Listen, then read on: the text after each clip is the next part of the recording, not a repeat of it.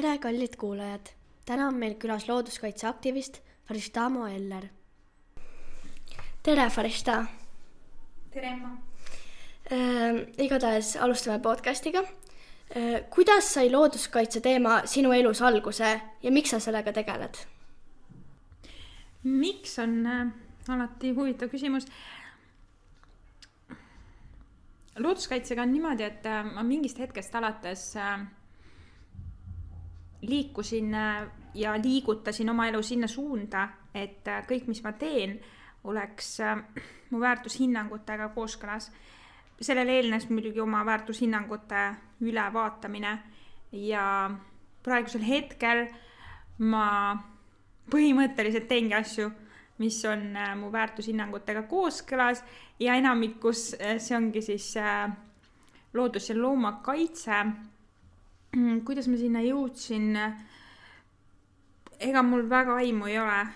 See oli vist mingi hetk, kus ma olin beebiga kodus, umbes jalutasin ringi Kehra peal, tollal ma elasin Kehras ja lihtsalt ei jaksanud eriti midagi teha, ehk siis ma ei olnud oma tavalises selles rutiinis ja rütmis, mis mul sinnani oli lapsepõlvest peale kuidagi hästi sujuvalt olnud ja ma justkui olin sunnitud nagu maha astuma ja siis ringi vaatama, mõtlema, jälgima, mis mu ümber toimub ja kuidagi niimoodi see läks.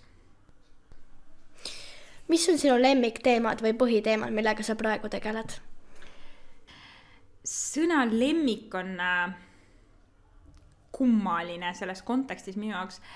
Ilmselt seetõttu, et lemmikut kuidagi kasutatakse ja samastatakse millegi nunnu ja toredaga. No näiteks sul on lemmikloom. Ja siis ta on tavaliselt hästi nunnu ja tahaks teda näppida.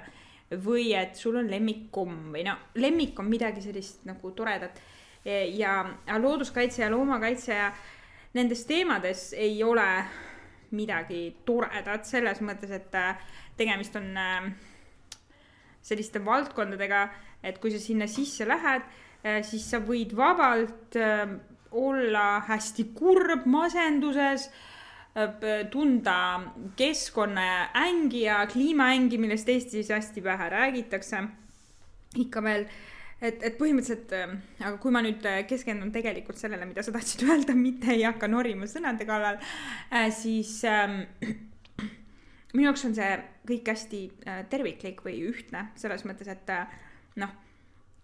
me tarbime liiga palju ja toodame liiga palju prügi, see prügi on igal pool, see kahjustab elus loodust, me hävitame selle kõige tootmiseks elupaiku, jällegi sellega seoses hävitame teisi liike, hävitame oma elu, hävitame muldasid, vett, oma toitu, kõik on seotud ja sinna juurde veel ka see, kuidas me teisi liike kohtleme või üldse kogu planeeti.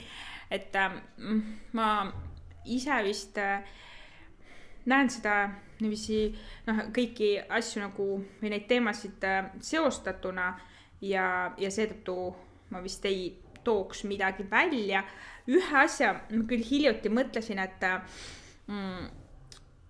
loomakaitse ja loomaõigusus, need on natuke erinevad mõisted ka või teemad, aga kui me räägime kannatuste vähendamisest, siis näiteks kannatusi võib vähendada lõputult, ükskõik mis maailmas juhtub ja kui halvasti kõik läheb, sa võid kellegi elu püüda alati teha paremaks. Et võib-olla see on siis see üldine selline lemmik teema. Kuidas sa oma isiklikus elus looduskaitset teed? Sa ilmselt küsid seda, et mida ma siis üksikisiku tasandil teen. Ma veidi räägin siia ette seda, et kui ma alustasin millalgi, kui mul laps oli piisikene, see oli siis umbes 6 aastat tagasi üldse nagu ringi vaatamisega, siis ma ei saa öelda, et ma midagi oleks väga teinud. Siis ma jõudsin küll selleni, et iga inimene saab muuta ja eks ma usun praegugi inimeste mõjusse, aga tänasel päeval, kui me räägime looduskaitsest, siis on ikkagi väga vaja mõista, et on vaja süsteemset muutust ja on vaja ettevõtjaid ja poliitikuid nagu surkida ja noh, eks seda saab siis üksikisiku tasandil ka teha. Ma võib-olla isiklikus elus kõige rohkem teengi läbi selle, et ma ei ole vait üldse. Teen kas podcasti või kirjutan või räägin või et see on nagu üks aspekt, aga noh, kõik need isiklikud valikud, noh, see on igaühe enda teha muidugi ja kui juba mingist asjast hakata minema, no näiteks mõtled, et okei, et võib-olla ma tahan vähem tarbida, noh, siis see laieneb juba nii paljudele eluvaldkondadele, et noh, sa hakkad vaatama riideid, on ju, et kus sa need saad ja kas sul on neid ikka vaja ja jalanud ja hügieenitarbeid hakkad vaatama ja kui sa siis hakkad loomade peale mõtlema, siis sa vaatad, et su, ma ei tea, kosmeetika või hügieenitarbed oleksid vägivallatud, ehk siis ei oleks loomade peal testitud ja noh, nii edasi on ju, vaatad oma toidu ja jällegi vaatad, kui palju see siis on panustanud kas siis jalajäljega keskkonda või ka jällegi vägivald või vägivallatu.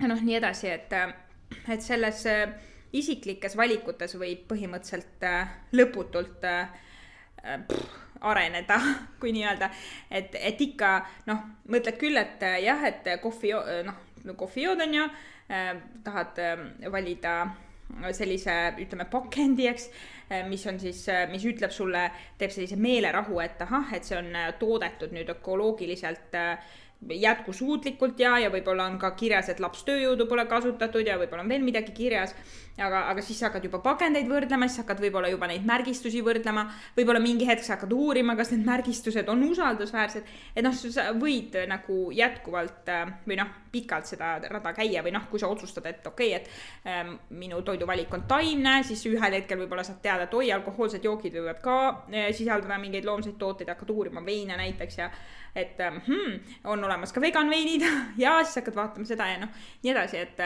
see teekond noh, isiklikes valikutes on suhteliselt lõputu. Uurin praegu toimiva suhtlemise viise ja soovin sinult küsida, kuidas öelda inimestele vegan toidu olulisusest, nii et on lihtne aru saada ja ei tekiks neil plokki ette. Ka ikka tekib plokk ette. Selles mõttes, et plokki ei tasu vist karta, kuigi ma ise kardan ka, aga põhimõtteliselt ükskõik mis kedagi justkui tahab innustada muutuma või oma valikuid ümber tegema, siis see on igal juhul keeruline ja noh, osa inimesi tulevad lihtsamalt kaasa ja osa ei tule ja osa ei arvagi, et see on oluline ja et noh, loomulikult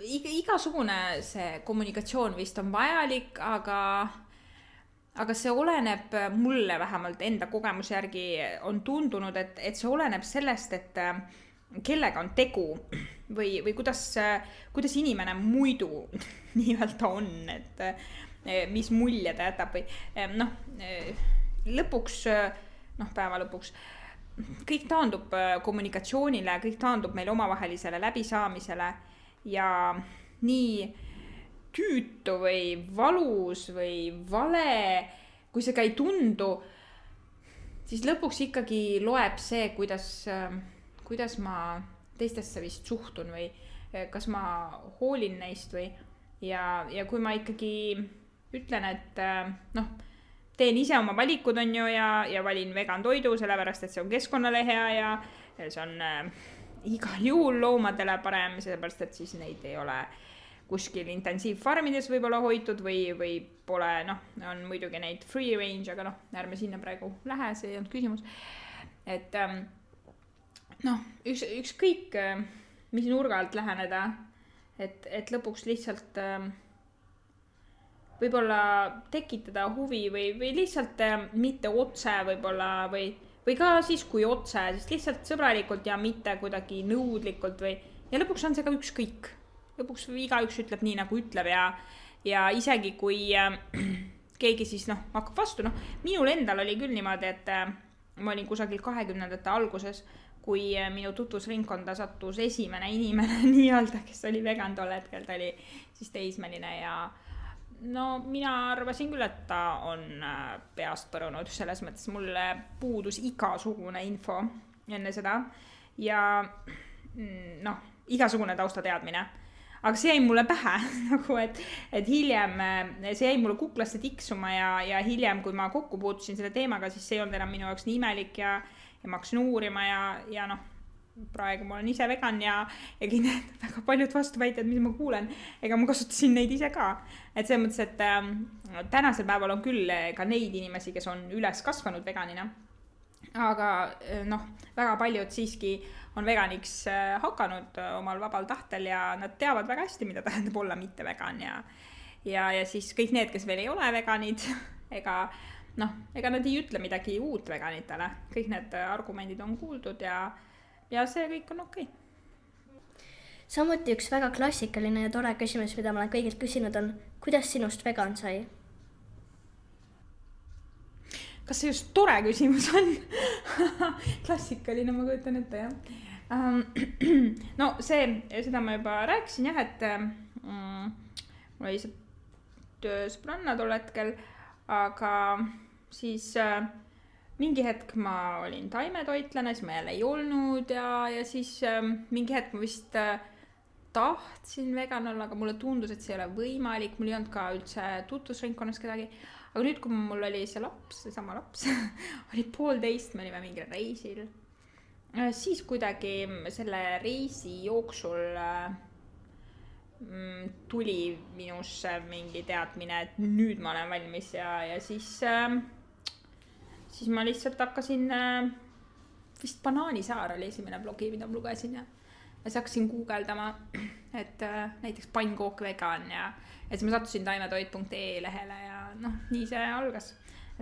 Hästi palju on tehtud tänuväärset tööd veganite poolt, kes on igast retsepte veganiseerinud ja kirjutanud oma teekondadest ja kuidas mingeid asendusi teha või et selles mõttes tänasel päeval ei ole see kindlasti enam nii keeruline, kui see kunagi oli. Mis on sinu lemmiktoidud, kui sa oskad sellele vastata, sest mina näiteks ei oskaks vastata, mul on nii palju lemmiktoite. Ja see oleneb päevast, aga ma arvan, et banaan. Igatahes suudume siis aktivismi teema alla. Aktivismist on palju erinevaid versioone. Millist sorti aktivism on kõige tõhusam? Millised need versioonid on? Näiteks mina teen sotsiaalmeedias, postitan postitusi ja mõned on tänavatel nagu Greta Thunberg ja mõned teevad siis lihtsalt teevad YouTube'i videosid, on erinevaid versioone, kuidas sa saad enda sõnumit teistele jagada. Aha, okei. Mõned kirjutavad raamatuid või artikleid või mõned räägivad teist inimestega.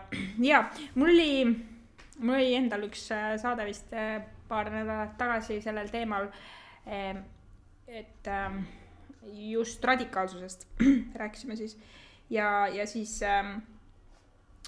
oli üks mõte, mida seal öeldi, et on vaja ja on olemas siis aktivismi nii-öelda põranda peal ja põranda all. Ehk siis kõik see, mida sina kirjeldasid ka, on siis nii-öelda see põranda peal, ehk siis oma nime ja näoga. Ja siis on osa aktiviste, kes siis on põranda all. Mina olen kindlasti see inimene, kes on siis põranda peal nii-öelda. Aga mis on kõige tõhusam, ma ei tea, seda ei tea vist keegi. Mäletan millalgi Siim Kuresoo rääkis oma mingis kõnes, et on oluline kõike katsetada, sellepärast, et inimkond ei ole olnud kunagi sellise probleemi ees nagu täna. Ja me ei tea, mis aitab või mis mõjub või mis lõpuks selle tulemuse annab. Ehk siis minu sõnum on ilmselt see, et mis iganes sul pähe tuleb, lihtsalt tee seda. Ja oma eluga nagunii midagi tuleb teha. Või võib ka mitte teha. Minu arvamus on see, et minu jaoks ei ole valik mitte midagi teha. Ja raske on ka probleemi nähes mitte reageerida. Ehk siis ma lihtsalt teen seda, mis mul nagu pähe tuleb ja mis mulle tundub, et on võib-olla hetkel tegemata või mida ma oskan võib-olla ja igal inimesel on need oskused erinevad, mõni näiteks ei taha minna välja meeleavaldusele, siis ei ole vaja.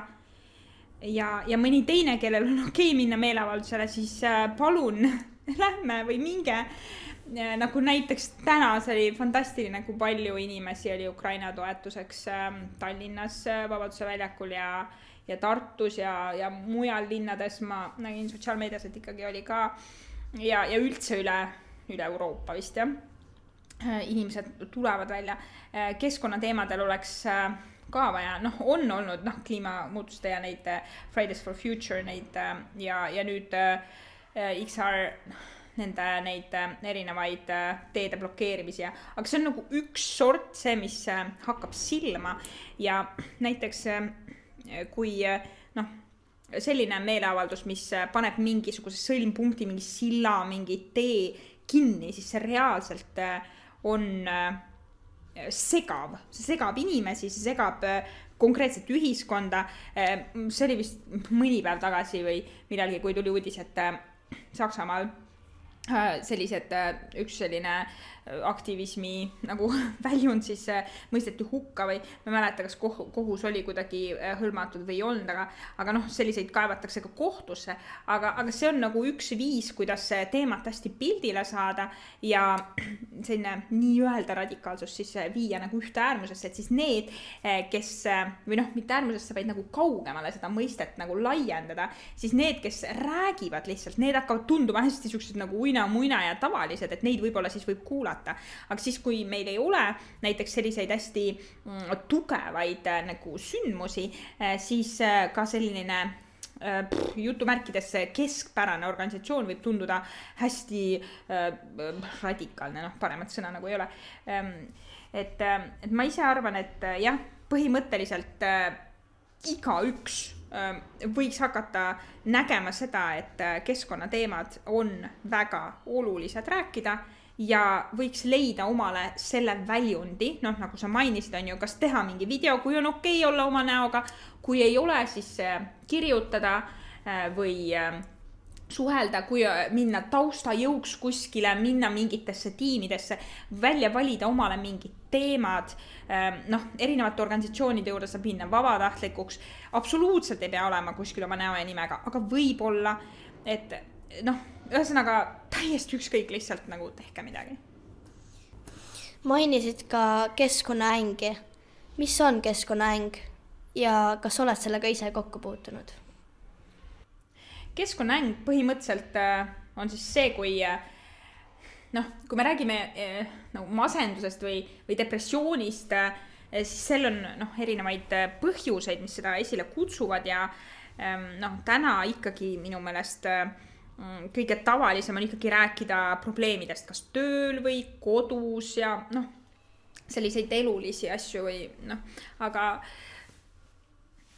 inimesed, kes järjest rohkem saavad teadlikuks sellest, mis toimub looduses, näiteks see elurikkuse kaotamine, mis praegu on ja inimeste poolt ja või mõne jaoks on need kliimamuutused, see mõiste ja mõne jaoks see, mis iganes teemad on ju, farmiloomad, nende jube olukord, et seda, neid nurki on hästi palju ja kes iganes siis neisse teemadesse või ühte nendest süveneb, ta näeb seal nii suuri probleeme, nii palju valu ja tavaliselt tunneb enda panust nagu nii väiksena, ei näe seal justkui võimalustki muuta midagi ja see tekitab meeletut stressi ja valu ja väsimust ja traumat ja siis võib juhtuda ka, et ollakse mingis sellises organisatsioonis, kus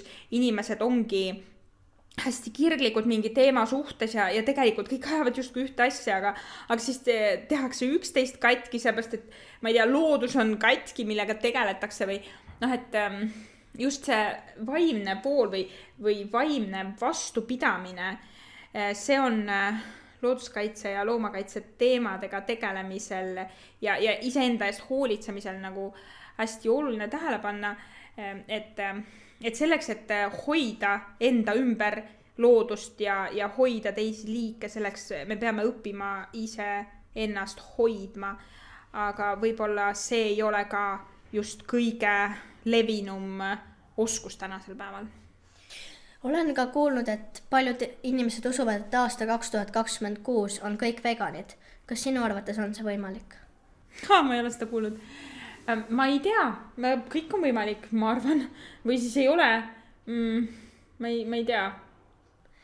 Miks ei ole paljud veel midagi ette võtnud, et oma elukeskkonda hoida? Kas kõik inimesed on üldse võimelised midagi ise ette võtma?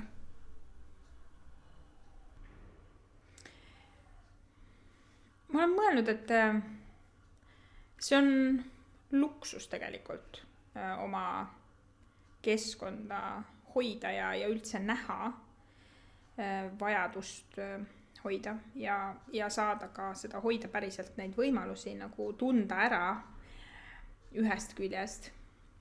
Ja siis luksus on ka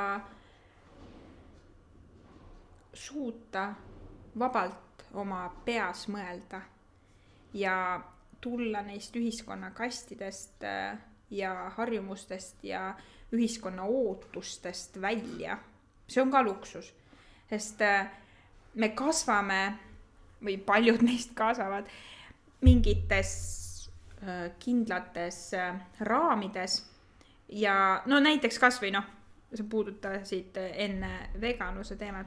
Me kasvame üles tavaliselt sellises maailmapildis, kus loomades ja kalade ja lindude söömine on täiesti normaalne ja sellest maailmapildist või mõtteviisist või harjumusest või kultuurist, see on kõike seda nagu välja astumine, julgus välja astuda, valmisolek välja astuda, ka valmisolek iseennast võib-olla muuta või oma harjumusi muuta, kas see on omamoodi luksus, sest see nõuab energiat ja energia omamine või energia tunnetamine, tundmine, energia läbi enda laskmine, kas see on luksus, sest mulle tundub, et tänasel päeval on ühiskond, ma ei tea, kas üles ehitatud või üles ehitunud kuidagi niimoodi, et väga väike osa inimestest saab väga suuri kasumeid, just majanduslikke ja rahaliselt kasumeid,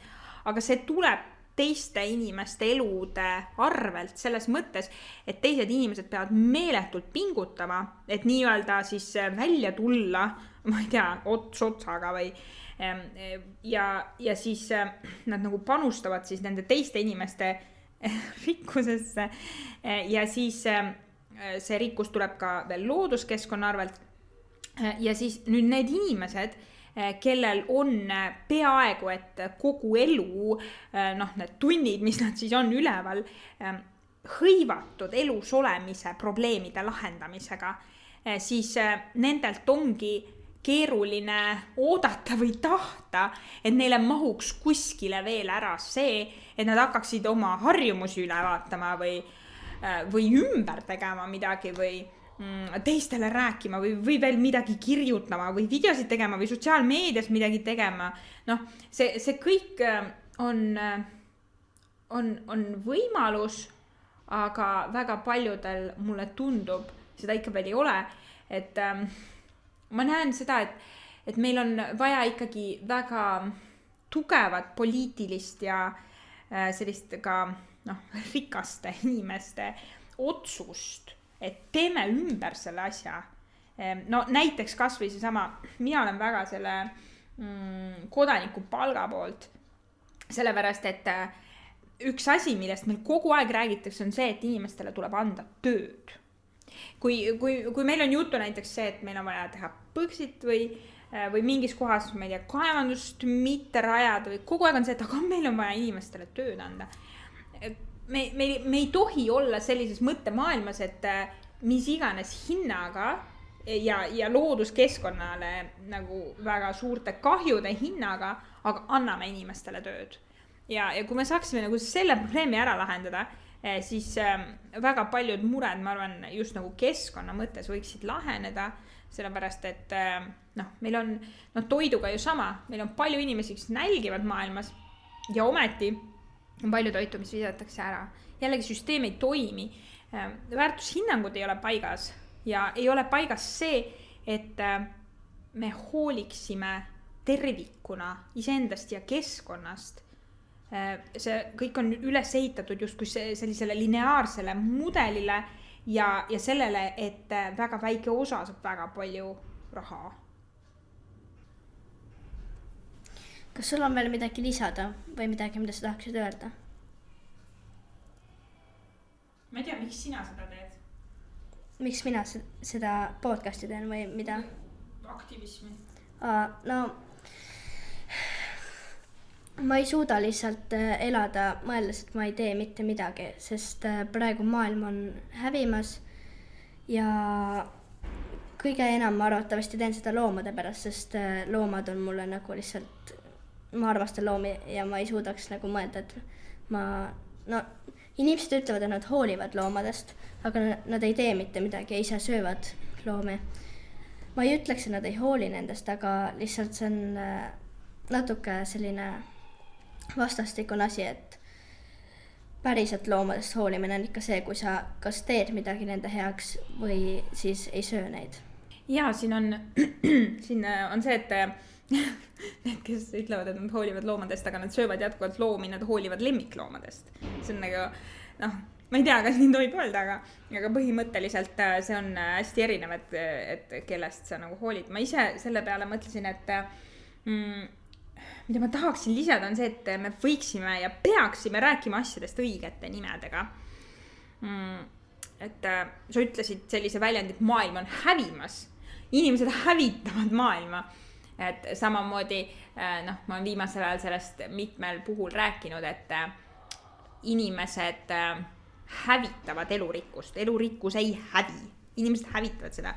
Et toimub kliima kütmine, mitte kliima soojenemine. Ehk siis need väljendid, mida me kasutame, nagu, mis on üldlevinud, on sellised, mis tekitavad rahu inimestes, mis tekitavad tunde, justkui asjad toimuksid või need protsessid toimuksid iseeneslikult. Umbes, et kliima soojenemine. Kliima kütmine kõlab ju palju alarmeerivamalt või elurikkuse kaotamine või näiteks ka, kui me lähme spetsiifilisemaks, siis turba tööstus tahab, et kasutataks väljendit turba tootmine, aga tegelikult on tegu turba kaevandamisega ju. Need kaevandused, nad ei tooda turvast.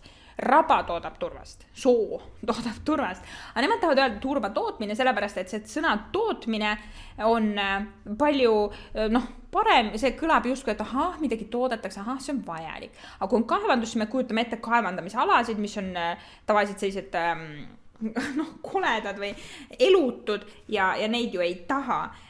Et me peaksime, näiteks metsanduses samamoodi Eestis kasutatakse väljendit uuendusraie.